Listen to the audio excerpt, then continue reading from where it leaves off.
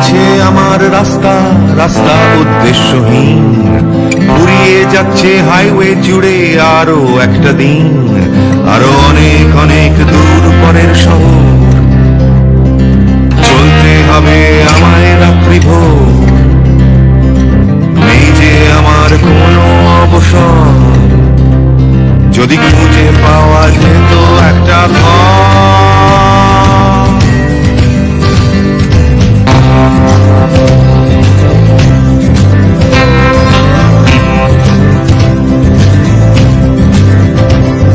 আমি বেরিয়ে পড়েছিলাম ফেলে হাজার পিছু টান, ছিল না গন্তব্য, শুধু ছিল অনেক গান, সেই গানগুলো আজ গেছে কোথায় পড়ে আমার অজান্তেই রাস্তার ধারে, যদি খুঁজে পাওয়া যেত হঠাৎ করে, যদি খুঁজে পাওয়া যেত ঠিকানা, কেউ কোথাও আছে আমার জন্য অপেক্ষায়। তো দর্শক, আজকে আমি আপনাদেরকে নিয়ে যাব মক্কা মুকাররমা থেকে মিনার দিকে যেতে উত্তরের একটি জনপথের রাস্তা দিয়ে, যেখানে ঐতিহাসিক মসজিদে ইজাবা অবস্থিত।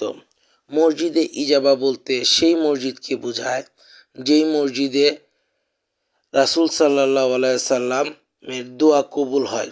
কারণ রাসূল সাল্লাল্লাহু আলাইহি সাল্লাম মক্কার জীবনদশায় তিনি শেষ বিদায় হজ যখন সম্পাদন করেন, সেই অবস্থায় তিনি 10ই জিলহজ মিনা থেকে পাথর নিক্ষেপের পর তিনি পায়ে হেঁটে মক্কার উদ্দেশ্যে রওনা হন।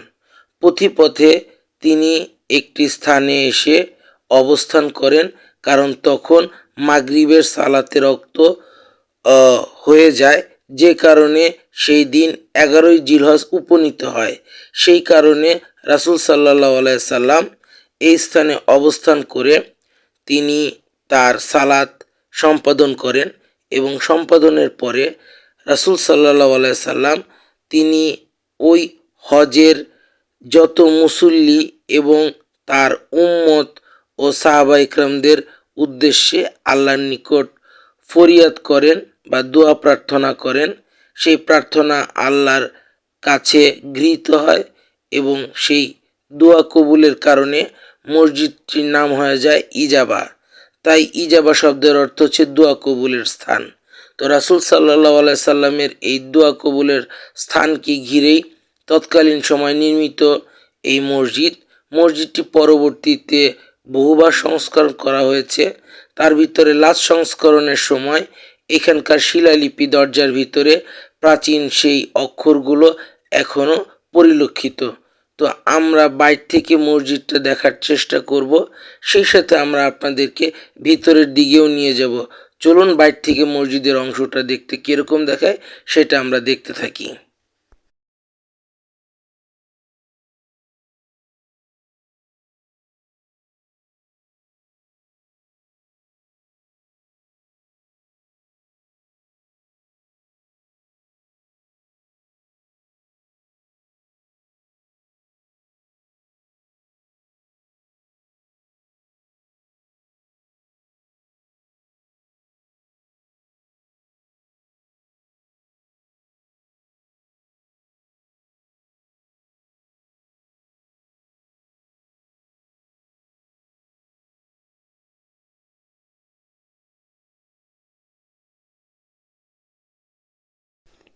তো দর্শক, চলুন আমরা এখন দরজা দিয়ে ভিতরে প্রবেশ করি এবং মসজিদটা দেখতে কিরকম ভিতরের নকশা এবং ডিজাইন সেগুলো আমরা তুলে ধরার চেষ্টা করব।